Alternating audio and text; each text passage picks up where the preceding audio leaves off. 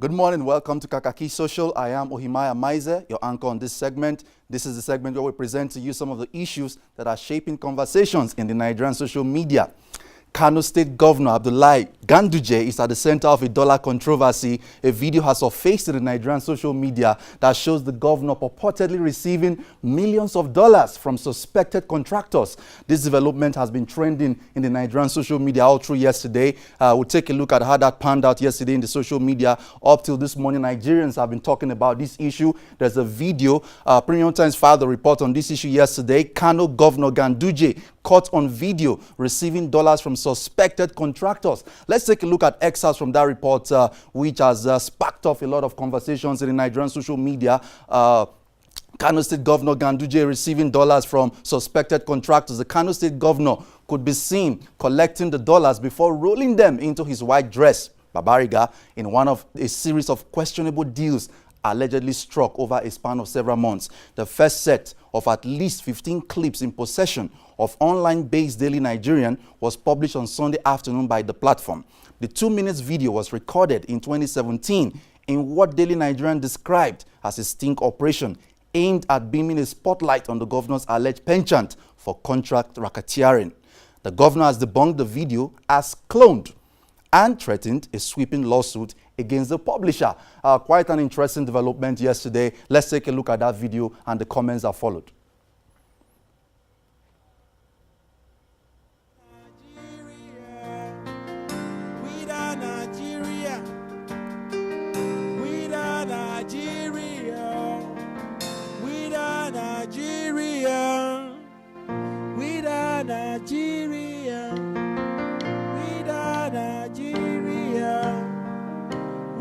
Nigeria, where you going, Niger? Where you going, Niger?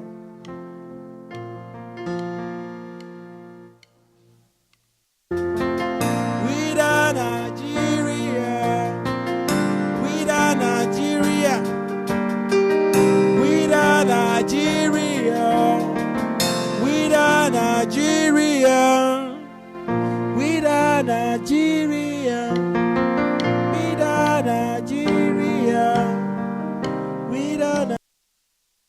Governor of Kano State, Abdullahi Ganduje, at the center of a $1 million controversy. It was alleged that he received $6 million from that transaction. As you can see in that video, he was actually putting it inside his Babariga. Someone said it's a specially made Babariga for that purpose. I don't know about that, but let's take a look at comments from Nigerians.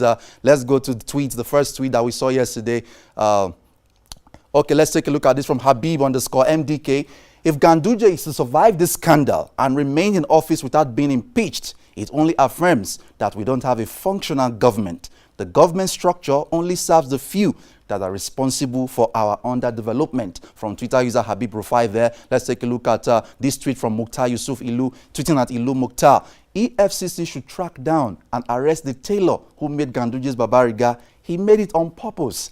Let's go on and take a look at more comments from Nigerians as this issue was trending yesterday. From Jalal_, we saw this tweet. Very soon, tailors will start a new design and style called Ajihun Ganduje. Interesting comments from Nigerians yesterday on Twitter. Let's go on.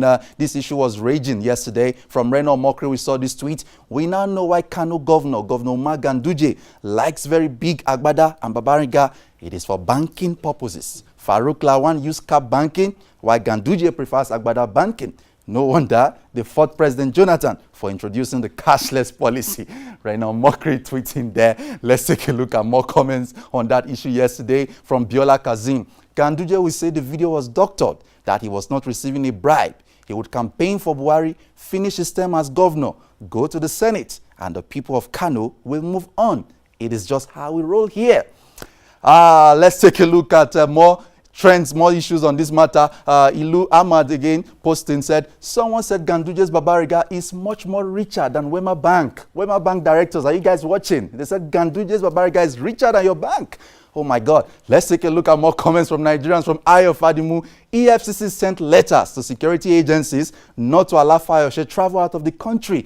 but they've seen a video of Ganduje collecting bribe and they are on sleep mode. Most of these agencies are just government too. What a country. Nigerians reacting to the issue, the video you just watched of the governor of Kano State purportedly receiving a bribe from suspected contractors. From Illinois, we saw this tweet. If Abba Kyari's case can die down without Buhari doing nothing, is it Ganduje that wants to give him 5 million votes he won't sweep under the carpet? Presidency will say nothing about this, and Buhari will still have integrity. These are the comments of Nigerians tweeting in reaction to what we've just seen that has been trending in the Nigerian social media through yesterday.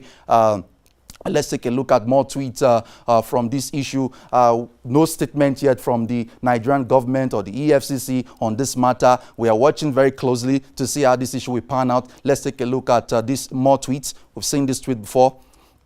And then, of course, you can see this meme, interesting meme here. This was when Atiku visited Senator Ademola Adeleke. And from this Twitter user, Okpeyemi Babalola, Atiku, if you see how Ganduje was packing the dollar notes under his Babariga, corruption was just shivering.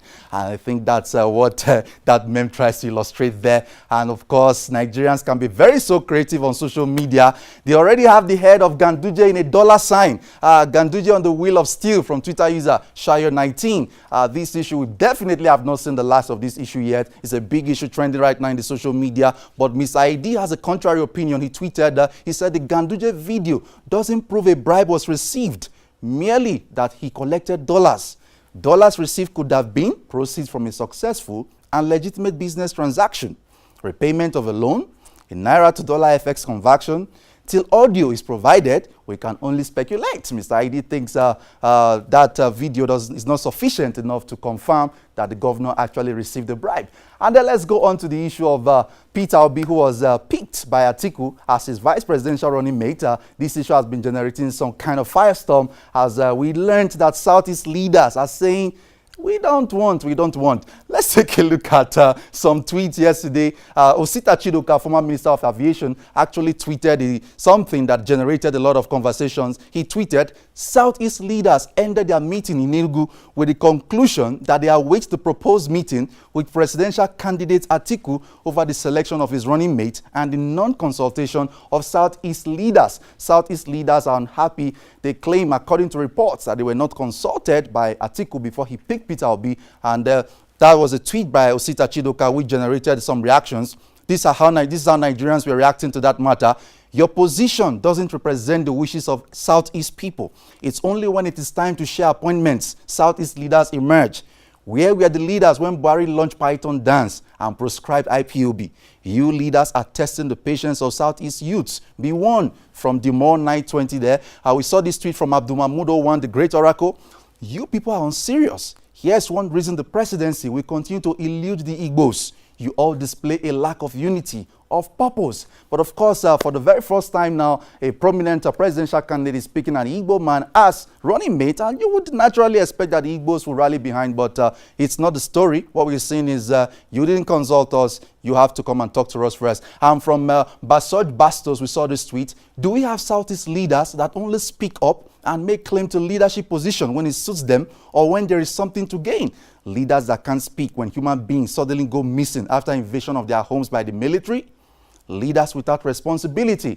Igbo leaders taking a flag over this issue that has been trending. Esther Climate tweeted, how many of these persons can account for what they have achieved for the people of the region since they have been in power, at least socio-economically?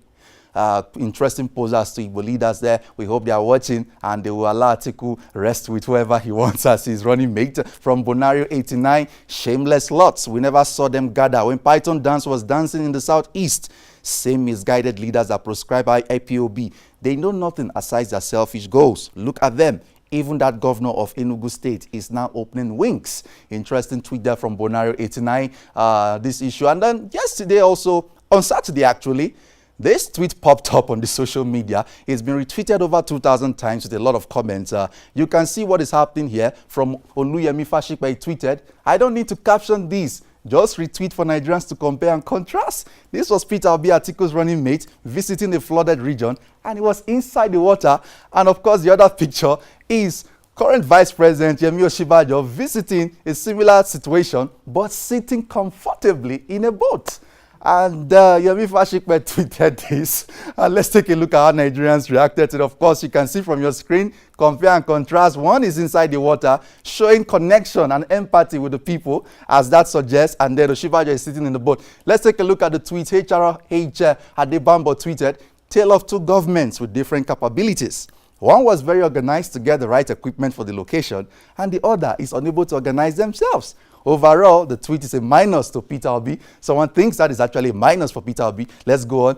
Mr. Tony tweeted, it's not like I didn't get your point. However, I hope you put Oshibanjo's height into perspective while making this comparison. Osibajo will be swallowed by the water, and then we will now have a real national emergency. Interesting perspective there. I didn't really see that coming. And from Regina Okolobo tweeted, I get the point you're trying to make, but for me, if both of them get the job done, it's fine. I don't care if they drink the water or use speedboats. Just get the job done. Just get the job done from that Twitter user. And then from Azenat, we saw this tweet. Osibajo and Obiano was enjoying the ride while Peter went in to feel the depth and the pain with the people. Hence, if ordinary Nigerians walk through the water, the governor can walk too. OC and Obiano were just having fun. Interesting perspective there. And then this issue was trending on Instagram yesterday.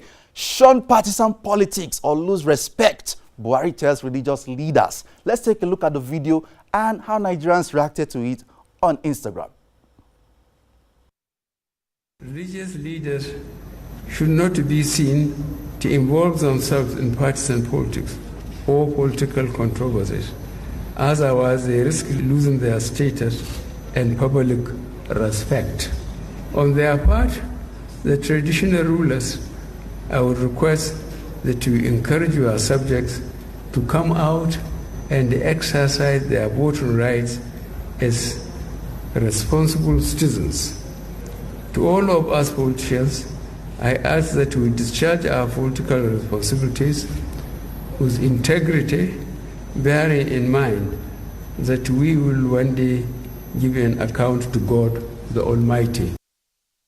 As the words of President Buhari that says religious leaders should stay away from politics or risk losing their respect. But this is how Nigerians reacted on Instablog Nigeria, where that video was posted. Ha ha ha, all of a sudden, why didn't he think about this when he was enjoying their prophecies? From urbanlifestyle.ng, we saw this post as well on Instagram. His vice president is a pastor. I hope you can see the truth yourself. RCCG supported APC in 2015 and nobody saw what was wrong with that. And Nigerians reacting to President Buhari's comment that religious leaders should stay away from politics. From Hems Baba, we don't mind them losing their public respect if that is what it would take to get you out of power. Father Mbaka did the same for you. And Jesselicious one, we saw this post also on Instagram. You should have told that to Father Mbaka when he was campaigning for you. You are a great beneficiary of religious leaders' involvement in partisan politics. Nigerians reacting to President Buhari's comment there that religious leaders should stay away from politics. From FabiBB_official. But when Father Mbaka visited you and was saying all manner of things against President Goodluck, it was okay, Abi. What about Kumuyi's recent visit? I beg, just face front, shaking my head. From Tiana_De La Renta, when it was your hand they were shaking, you didn't tell them to shun partisan politics. Please, sir, Waka, go front small. From that Instagram post there, we move on to this issue. Of course, it's no longer news that Executive Order 6 has placed a ban on 50 prominent Nigerians. But what was actually trending yesterday is that one of the people on that list is a dead man. President Buhari banned a dead man from traveling. So let's go on and see how this issue generated some conversations yesterday. The man you're seeing on the right was on that list. Is actually the late Chief Judge of Enugu State. The cable reported it as another goof. Dead judge among Nigerians banned from traveling abroad.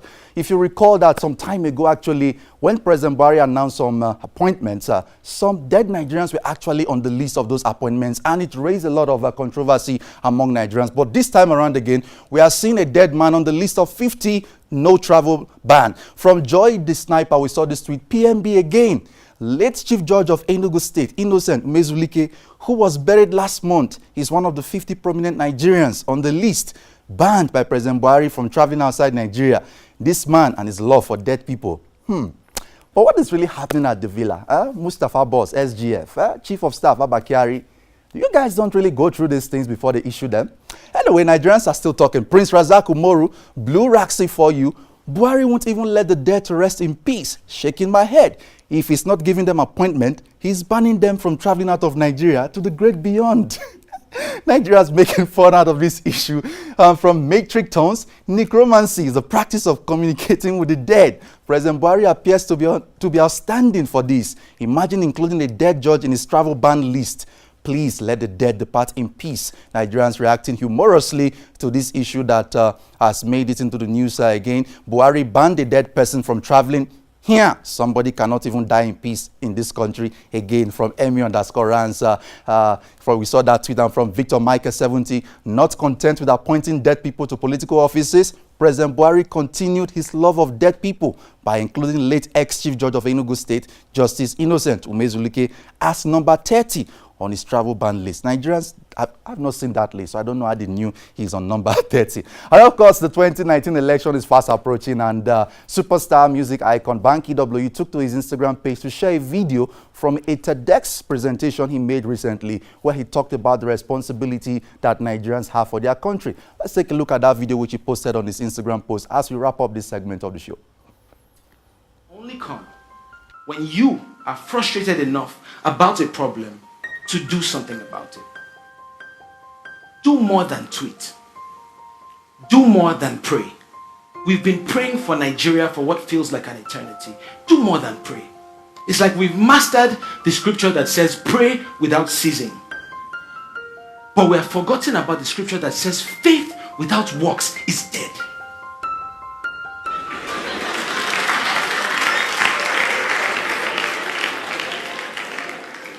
Each one of us must do what we can to make it a little better. If you really, truly, sincerely want your country to be better, fix it yourself. Want your country to be better, fix it yourself. Banky is showing his pastoral skills there in that video we just watched. This is where we wrap it up this morning on Kakaaki Social. Follow the conversation on all our social platforms on Facebook, Twitter, Instagram, our YouTube channel. Subscribe to our YouTube channel, like our page on Facebook, follow us on Twitter, join the conversation. I am Ohimai Amaize, your anchor on this segment. We'll be taking a short break now, and when we'll return, we'll be going back to the political conversation with Chiko Dinaka and Sally.